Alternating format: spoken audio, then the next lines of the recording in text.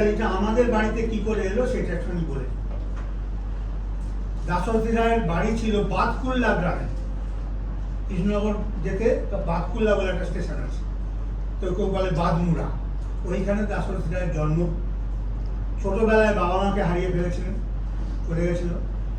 বাবা মা ছাড়া এমনি চারদিকে ঘুরে ঘুরে বেড়াতো। আর তারপর কিন্তু গানের গলাটা অসাধারণ ছোটবেলা থেকে ছিল, আর খুব কবিত্ব শক্তি ছিল, একটা কথার পিঠে আরেকটা কথা বানিয়ে দিতে পারতেন। এই করে ঘুরে বেড়ায় আর বাড়িতে খাওয়া দাওয়া করে। এই করতে করতে একদিন বর্ধমান পিলার গ্রামে ওনার মামার বাড়ি ছিল, সেইখানে চলে আসে। সেখানে সবাই একই অবস্থা, মামা খায় আর চারদিন ঘুরে ঘুরে। কিন্তু ওই কেউ কথা বললে তার কথার পিঠে কথা বানিয়ে বানিয়ে বলে, আর গানের গলাটা অসাধারণ ছিল। জানি না মা সরস্বতীর কি দেওয়া ছিল, ক্লাসিক্যাল হয়তো চর্চা করেনি, কিন্তু অদ্ভুতভাবে এসে যেত। এইভাবে চলছে, চলতে চলতে একদিন অক্ষয়া নামে এক তর্জা গায়িকা, যাকে অকাবাই বলতো, আপনারা পড়েছেন বোধহয়। অক্ষয়া নামে তর্জা গায়িকা ওর ওই কবিত্ব শুনে বলছে, বাহ তুমি তো বেশ ভালোই সব পারো, তুমি আমার দলে ভিড়বে, এই পয়সা পয়সা দেবো তোমার। হ্যাঁ, দলে ফিরে গেল। অনেকে আপত্তি করেছিল, অকাবাই দলে ভিড়লো, একটা ব্রাহ্মণ সন্তান, কিন্তু উনি গেছেন। গিয়ে মা সরস্বতী তো অন্যরকম ভেবে রেখেছে, তো করতে করতে একদিন ওই কথার পিঠে কথা, তর্জা মানে তাই, কথার পিঠে কথা, এই করতে করতে একদিন বাপ তুলে গালাগাল দেয় এই অক্ষয়। তখন ওর মনে লাগে, আমি একটা ব্রাহ্মণ সন্তান, আমাদের বাপ তুলে গালাগাল দিল। ওই ছেড়ে দিল, ছেড়ে দিয়ে বলে আমি নিজে দল করব। নিজে দল করলো, সেই দলের নাম দিল পাঁচালী গান। পাঁচালী কেন? দলে 5 জন ছিল, উনি নিজে গায়ক, তবলা, ঢোল, এই সমস্ত একজন বাজিয়ে, একজন বেহালা বাজিয়ে ইত্যাদি করে 5 জন ছিল বলে দলের নাম দিল পাঁচালী গান। এইভাবে উনি দল তৈরি করেন। অসাধারণ গলা ছিল, বিভিন্ন রাজবাড়িতে, জমিদার বাড়িতে উনি গান গেয়ে গিয়ে বেড়াতেন। এত অসাধারণ প্রতিভা। আমার বাড়ি জয়নগর মজিলপুর দত্ত জমিদার বাড়ি, পাশেই আমার বাড়ি। সেইখানে উনি জন্মাষ্টমী, গোপাল ঠাকুর আছেন, জন্মাষ্টমী যে গাইতে যেতেন। একদিন কাছারি বাড়ি থেকে বলছে, দাশু, সবাই দাশু খুব ভালোবাসে, আজকে কি গাইবে? না, আজকে আমি জন্মাষ্টমী গাই। জন্মাষ্টমী পরের দিন বলছে, আজকে আমি জন্মাষ্টমী গাইব। তাই নাকি? বলে হ্যাঁ, তবে একটু খাতা দেখে গাইব, কারণ সবে রচনা করেছে। কিরকম? পুরুষমশাই পুজো করেছে, সারারাত্রি ভোর পুজো হয়। ভোর রাত্রে বলছে যে, পুরুষমশাই আমি তো মুখ্যু, সংস্কৃত তো বুঝি না, আমাকে যদি একটু বাংলা করে বলে দেয়। বলে হ্যাঁ দাসু, এইভাবে কৃষ্ণর জন্ম হয়েছিল, বলে হ্যাঁ একটা ঘটনা বলে দেয়। ভোর তখন 3টে-4টে ভাবে, তখন তো ভেতরে একটা ঘর দিয়েছিল, বেলা 3টে অবধি এইরকম ভাষা দিয়ে 10-12খানা গান সবে পালা একটা এবং শুনলে বুঝতে পারবেন তাতে কত উচ্চারণ সঙ্গীতের ব্যাপার রয়েছে। এইরকম প্রতিভা ছিল, আর অত্যন্ত রসিক লোক ছিল। কেমন রসিক তারও একটু উদাহরণ দিই। তখনকার দিনে নাকি আমার এসব কাকুর কাছে ঘটনা শোনা, আমার কাকা গাইতেন। তখনকার দিনে ওনাকে 101 টাকা দেয়া হতো, আর 1 মণ করে চাল দেয়া হতো। এই 1 মণ চাল থেকে বলাই বলে একটা চাকর ছিল, সে কিছু করে চাল ছড়িয়ে রাখত, চুরি করত। সেটা জানতে পেরেছিল দাসু। ও দাসবাবু, একটু বলো না, একটু মজার কথা। কি বলবো বাবু, বলা আমার মন ভেঙেছে বললে বলা যায়, বলা আমার মন ভেঙেছে বললেও বলা যায়। কিরম কিরম? বলা মানে বলাই চাকর, সে আমার চালের মন থেকে ভেঙেছে, বললে বলা চালিয়ে, আর বলা আমার মন ভেঙে দিয়েছে বললে। এইরকম রসিক। এবার এক একটা করে রচনা করতো, এক পণ্ডিতের কাছে গিয়ে সংশোধন করতে দিত, তিনি কিছু সংশোধন করে দিতেন। এই যখন এই পালাটা রচনা করলেন, জন্মাষ্টমী পালাটা, সেটা গিয়ে দেখাচ্ছে। 2-4 কথা দেখি, বলছে যে দাস তুমি আমার কাছে আসবে না কেন? কি অপরাধ? তুমি সিদ্ধ হয়ে গেছো, তুমি আমার কাছে আসবে না। এত রসিক ছিল বলে, আমি সিদ্ধ হলাম, আতক হতে পারলাম না তাদের সঙ্গে দরকার। আমি সিদ্ধ হলাম, আতক হতে পারলাম না, দেবতলবানের কাজে রাখতে পারলাম না। এইরকম রসিক ছিল। অত্যন্ত ভক্তিবান লোক ছিল, তার মানে এইরকম রচনা হয় না। মৃত্যুর সময় 3 বার গঙ্গায় তিরস্ত করা হয়, 3 বার ফিরে নিয়ে যাওয়া হয়, প্রাণবায়ু বেরোয়। শেষকালে যখন অর্ধাঙ্গ গঙ্গা জলে রেখেছে, তখন গান করছে, কি গান এই জন্মাষ্টমী পালায় আছে? আমায় হরি নিদয় হর নিদয় মোরে হর কামিনী, তুমি যদি নিস্তার কত কত গান, এইসব গানের ভাষা। আমি একটু এক্সাইটেড হয়ে পড়ি, চোখে জল এসে কিছু মনে করবো। আমি আরম্ভ করছি। আজকের প্রথম আমি বলছি শ্রীরামচন্দ্রের অকাল বোধন। যতটা মুখস্থ পেয়েছি লিখেছি তার এই খাতা, আর সেই আগেকার খাতা হলো এই 100 বছর এই লেখা, তখনকার দিনে পেনেতে কলমেতে লেখা।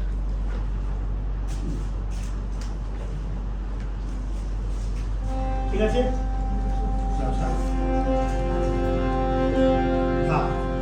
রাম রাম শুভা জপ রাম শুভা রাম রসে রসনা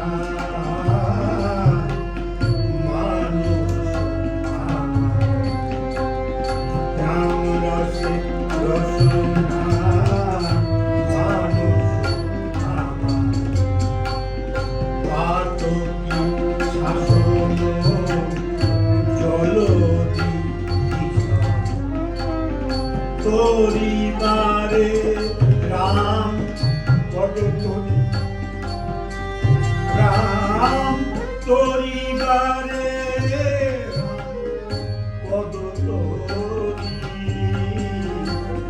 নাম রসে রসনা মানুষ রাম শুভা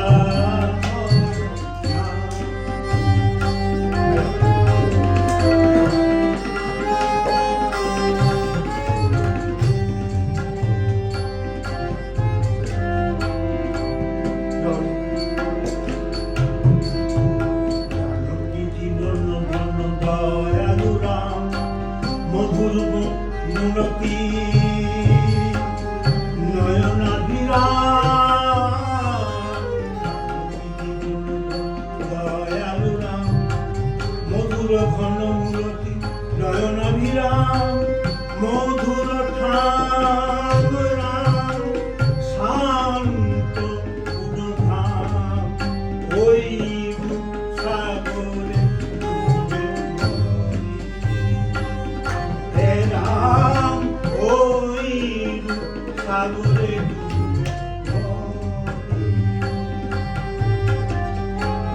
নাম রসে রস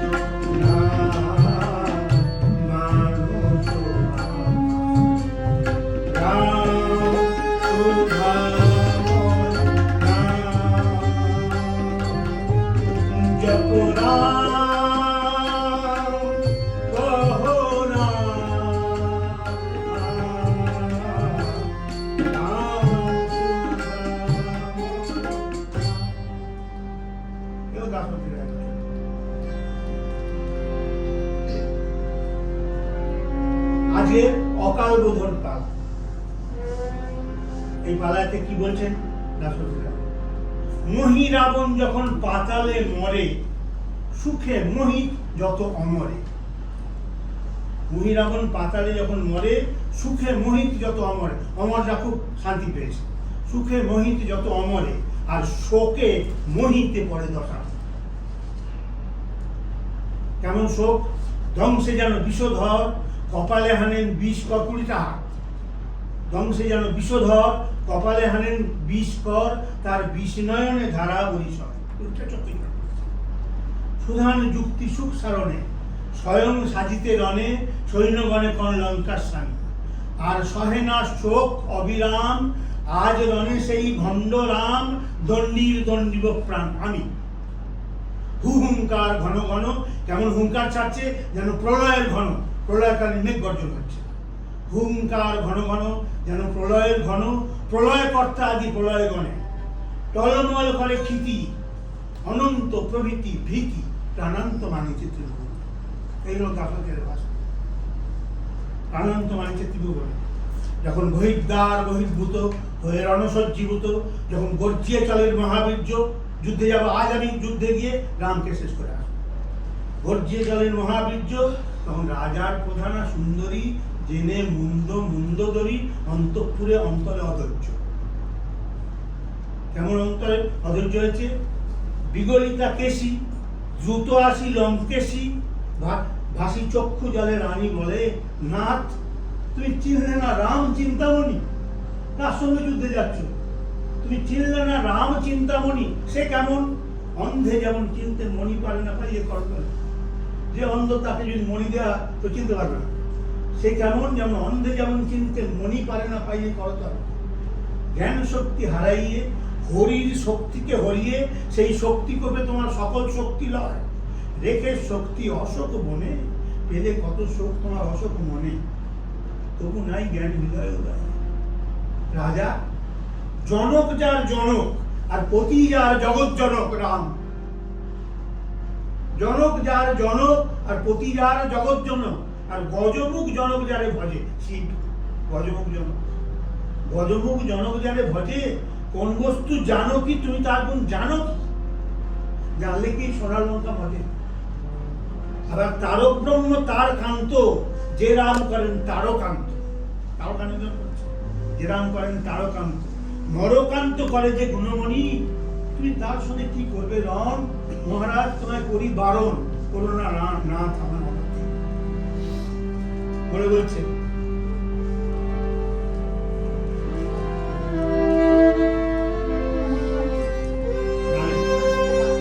রামে পুত্র কে বাপা, রানী বলছে রামের তুল্য পুত্র কে বাপা, এসব অনিত্য কুপুত্র, অন্তে কে হয় মিত্র, বিচিত্র দশরথের যার নাম সোনাক্ষ, ত্রিনেত্র পবিত্র নামে রবি পুত্র দূরে যায়, রাম নামে রবি পুত্র দূরে যায়, রামের পুত্রকে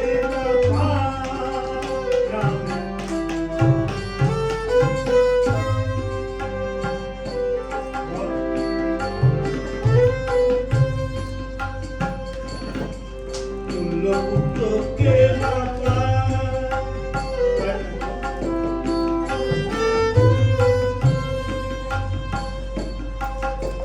রাম পর্যন্ত তব খুঁজে গন্ধ তুলসীতে, কেন আনলে তার শীতে বংশ বিনাশীতে, যে রাম পদ খুঁজে গন্ধ তুলসীতে, রাজা শোনো বলি, যে রাম পদ খুঁজে গন্ধ তুলসীতে, কেন আনলে তার শীতে বংশ বিনাশীতে, কাটলে সুখের সিও কর্মাশীতে, না শুনে কারো বারণ, না শুনে কারো বারণ, না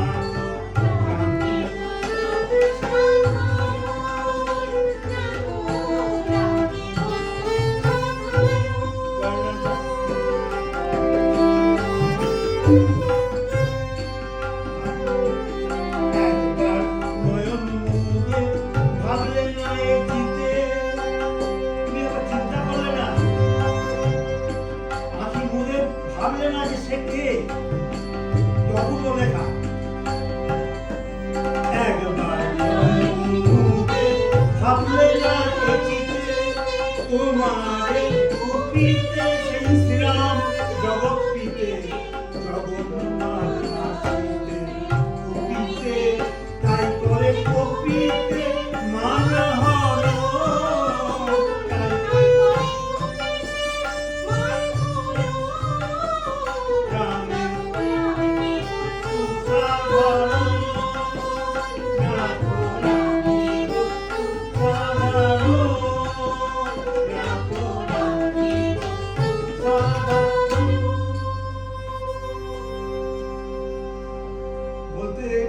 রাজা তখন কি করছে?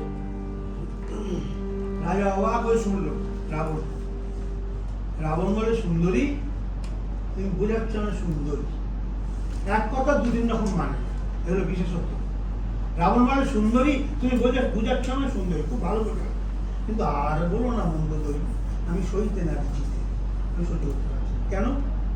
কেবল তুমি চিনেছ নীলবরণ, জেনেছ আমার বুদ্ধি সাধারণ। রাবণ বলছে, কত বড় ভক্ত, কেবল তুমি চিনেছ নীলবরণ, জেনেছ আমার বুদ্ধি সাধারণ। সে কেমন? এদের বৃহস্পতিকে ব্যাকরণ পড়াতে। আর কেমন? ধরাকে শেখাচ্ছ ধৈর্য ধরা, বৈদ্যনাথকে নারী ধরা, উর্বশীকে নৃত্য করা শিক্ষা দিতে এলে, শিবকে এলে শেখাতে যোগ, ধন্বন্তরীকে মুষ্টি যোগ, নারদের দিতে ভক্তি যোগ, ভালো জ্ঞান যোগ। রানী তুমি শেখাচ্ছ আমায় সৌজন্য, সব যায় সীতার জন্য, সীতা দিয়ে রামের রাগ শূন্য করে বলে পায়ে ধরতে। বলছো তো সীতা ফেরত দিয়ে আমি রামের পায়ে ধরবো? হ্যাঁ, রাগ শূন্য করে বলে পায়ে ধরতে। আমার প্রতি তার রাগ হয়েছে নাশ, আমার প্রতি রাগ নেই, আমার প্রতি তার রাগ হয়েছে নাশ। ছিল কিঞ্চিত রাগ প্রকাশ, সেই রাগে দেন শ্রীনিবাস এই লঙ্কায় বাস করতে। কি কি ব্যাপার? আমার লঙ্কায় যে এত বিভোগ, সেটাও আমার অপরাধের ভোগ। রাবণ বলছে, লঙ্কায় যে আমার এত বিভোগ, আমার অপরাধের ভোগ। ছিল অটল সুখ ভোগ, সুখ ভোগ বৈকুণ্ঠপুরী, প্রভুর দাড়ি জয় বিজয়, দুভাই মোরা দিগ্বিজয়, আমাদিগকে সেদে মৃত্যুঞ্জয় তবে দেখতে পেতে হল। আমরা হরির দাড়ি ছিল, আমাদের নাম ছিল জয়। আমাদিগকে সেদে শিব পর্যন্ত নারায়ণ দর্শন করতে আসতে আমাদের সাধনা ধারণা করতে হতো। আমাদিগকে সেদে মৃত্যুঞ্জয় তবে দেখতে পেতেন হল। বরং লঙ্কা এসে ক্ষুদ্র হই, কপালের লিখন কারে কই, মরে আছি ভূতলে। আমরা ব্রহ্মাকে কি মনে ধরতাম, ব্রহ্মপদ তুচ্ছ করতাম, ব্রহ্মাকে বর দিতে পারতাম। ওই ব্রহ্মবস্তু বলে, ওই ব্রহ্মবস্তু বলে আমরা ব্রহ্মাকে বর দিতে পারতাম। বিচিত্র শুনে লজ্জায় অবাক হয়ে রানী যায়। রাজা তো সবই জানে। বিচিত্র শুনে লজ্জায় অবাক হয়ে রানী যায়, রাবণ রণসজ্জায় যান যথাশ্রী যুদ্ধক্ষেত্রে। সেখানে গীত কি দেখছে একটু প্রম্পট করা আমার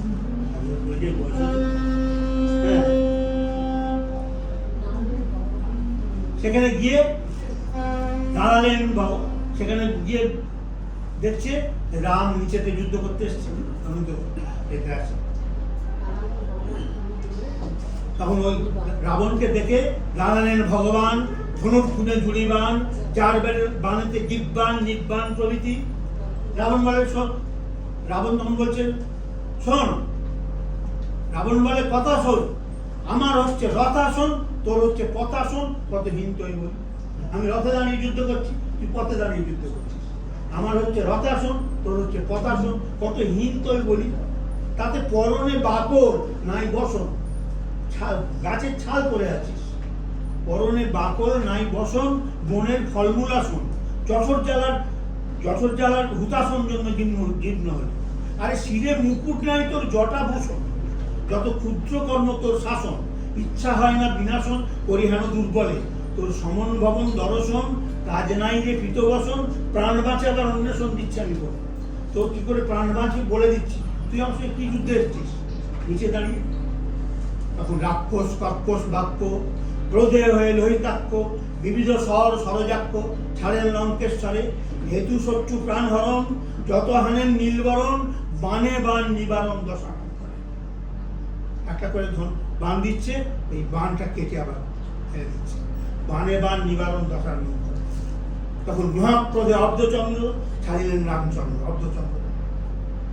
মহাক্রোধে অর্ধচন্দ্র ছাড়িলেন রামচন্দ্র, তার জ্যোতি যেন সূর্যচন্দ্র।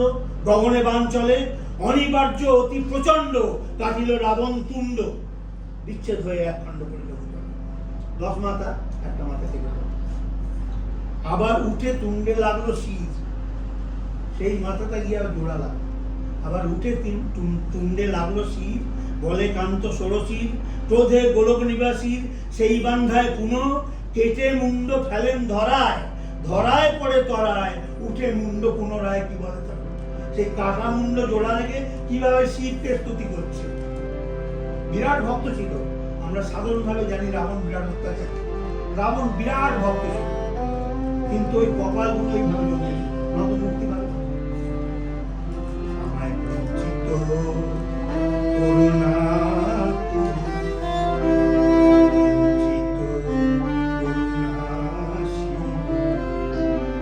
আমায় বঞ্চিত করুণা বঞ্চিত করুণা শিব, ওহে ভব তব করুণা বিনে এই ভবে আর কত আসে।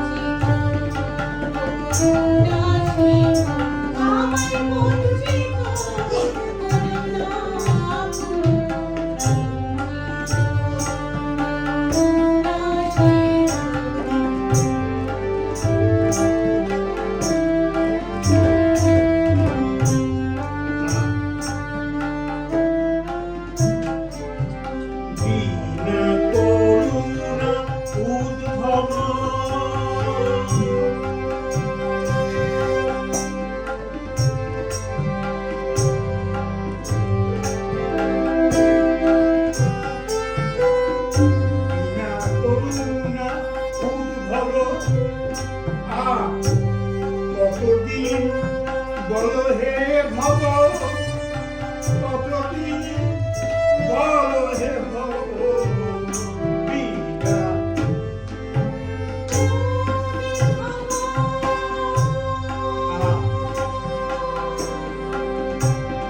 আর কতদিন বলো হে ভব, বিনা করুণা উদ্ভব।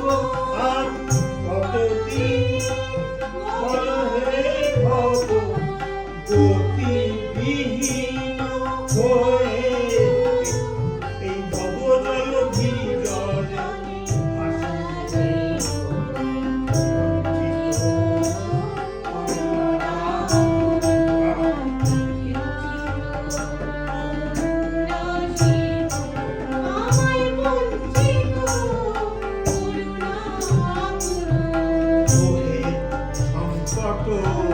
নিবাসী কবে বিলাবে করুণা রাশি, ওহে সংকট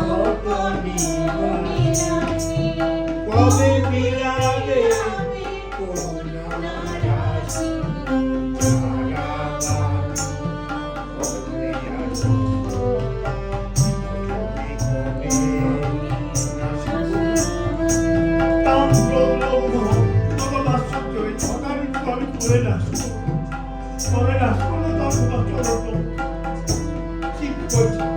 আমার যে ছটারি কাম ক্রোধ লোভ মোহ মমাশ্চর্য, এই ছটারি প্রমাণ হবে না হবে। তাই বলছে ওহে সংকট কবে বিলাবে করুণা রাশি, সারা আজি করুণে আসি।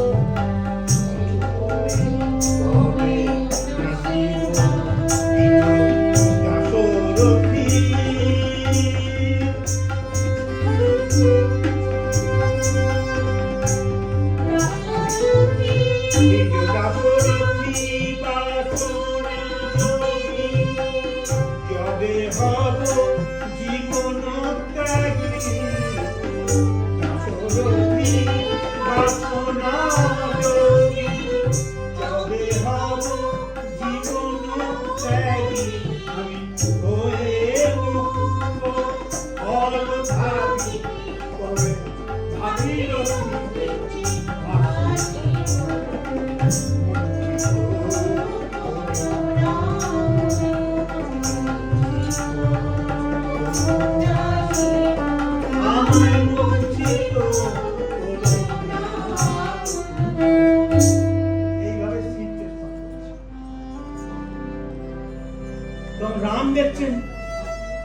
এবার এই বীরকে কি করে নিধন করবো?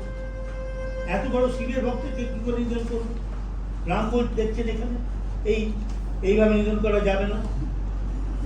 তখন বিধি অর্থাৎ ব্রহ্মা এসে বলছে রামকে, এভাবে হবে না। রাবণের মৃত্যুবান রাবণের বাড়িতে আছে, উনি বলে দিচ্ছেন।